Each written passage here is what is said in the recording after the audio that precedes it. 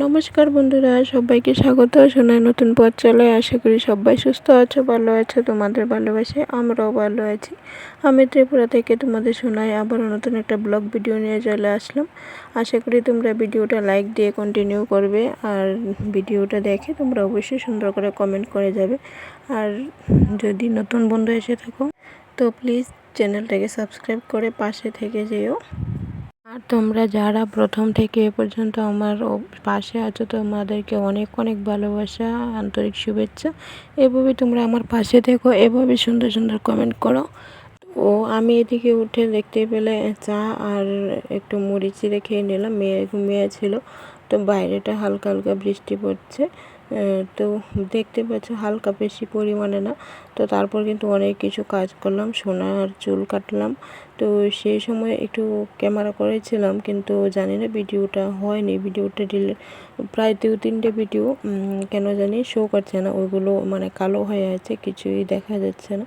তো সেগুলো ডিলিট করেছি। এই যে মেয়ের চুলটা কেটে দিয়েছি, অনেকটা বড় হয়ে গেছিলো তো চুলটা। তো আর এখন সেলুনে নিয়ে ওকে কাটা যায় না, ও খুব যন্ত্রণা করে, সেই জন্য বাড়িতে কাটতে গিয়েও দেখো আজকে পেছনটাকে দিয়ে কিন্তু অনেকটাই মাথাটা কেটে গেছে। প্রথম যখন আমি ব্লেডটা ওর মাথায় লাগিয়েছি না, ও মানে আমার দিকে পেছন ফিরে তাকাতে গেছে, তো মাথাটা পেছনটার দিকটা কেটে গেছে অনেকটা, মানে চামড়াটা উঠে গেছে। তো তারপর একটু বুড়ো প্লাস দিয়েছিলাম।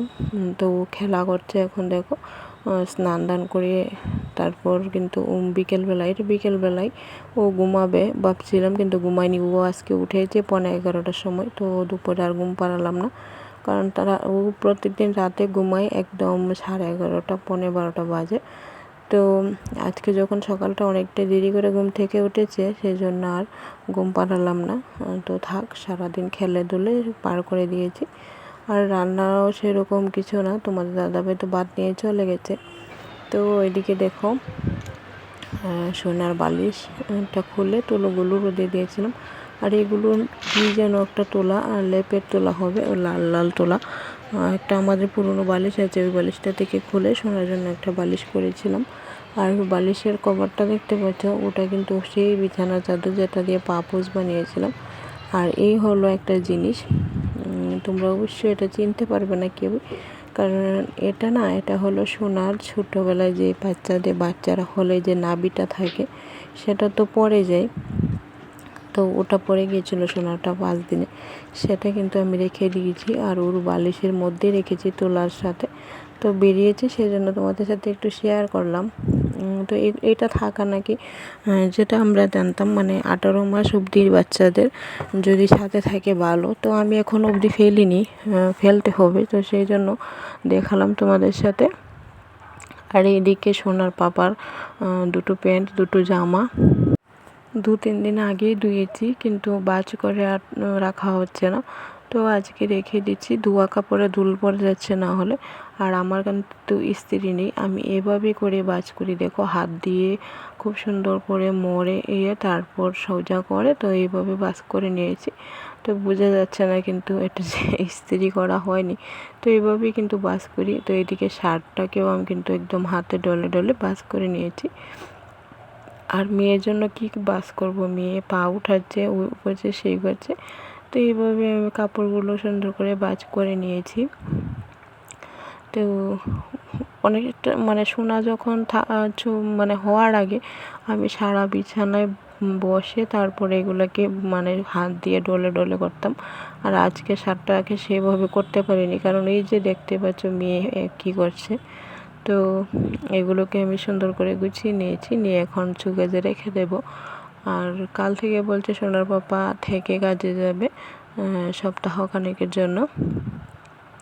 তখন হয়তো আমার রান্নাবান্না সেরকম কিছু থাকবে না, কারণ সোনার পাপা বাড়ি না থাকলে আমার রান্না সেরকম করতে হয়। এখন সোনা থাকে তো সেই জন্য গরম ভাতটা করতে হয়, না হলে আমি একবেলা রান্না করে না 2 বেলা 3 বেলা খেতাম। তো এই যে দেখো আমার শার্ট বাজ হয়ে গেছে, 2টো শার্ট 2টো প্যান্ট। তো মেয়েও দেখো আবার হাত দিয়ে দেখাচ্ছে।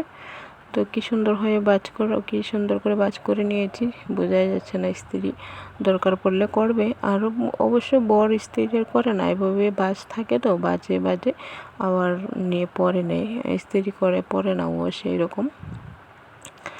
আর ওর যে মাথাটা কেটেছে না সোনার, আজকে শরীরে আমার খুব মানে কীরকম একটা লাগছিল যে এইভাবে নিজের হাতে মাথাটা কেটে ফেলেছি। তারপর খিচুড়িতে দেখো সব দিয়ে দিয়েছি, একদম ডিম সহ দিয়ে দিয়েছি ভেঙে, মানে বরবটি, তারপর পটল, আলু, আজকে চাল কুমড়ো দিয়েছি, একটু বাঁধাকপি সব দিয়েছি, সাথে ডিম ভেঙে দিয়েছি, দিয়ে সিটি মেরেছি।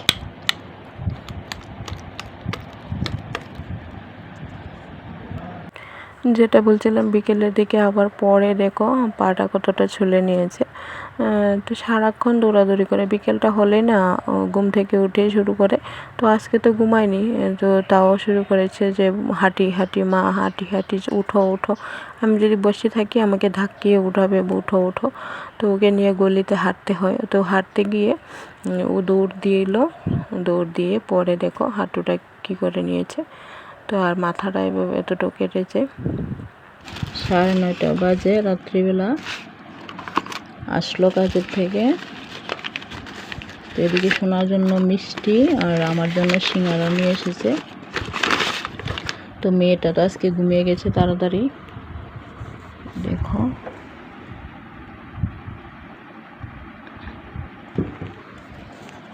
আসলে দুপুরে ঘুমায়নি, তো সেই জন্য ঘুমিয়ে গেছে।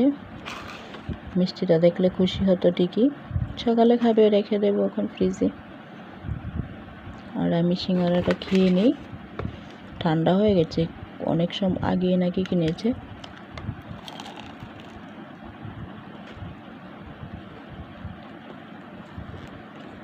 পৌনে 10টা বাজে, আসলাম রাতের রান্না করতে। এদিকে এগুলাকে আমরা রানী শুটকি বলি, জানি না তোমরা কে কী বলো। রানী শুটকি দিয়ে বেগুন দিয়ে রান্না করব। আর কালকের একটু চাল কুমড়ো তরকারি আছে, এখন এইটাই করবো, কারণ 10টা তো বেজে গেছে। কড়াইতে তেল দিয়ে দিয়েছি, শুটকিটা ভাজবো।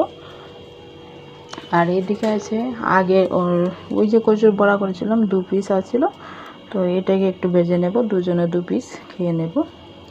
তো রান্নাটা সেরে নেই, মোবাইলে চার্জ নেই, মোবাইলটা চার্জে দিয়ে রান্নাটা সেরে পরে তোমাদের সাথে আসছি। তো একদম তরকারি হয়ে গেল, বসলাম খেতে।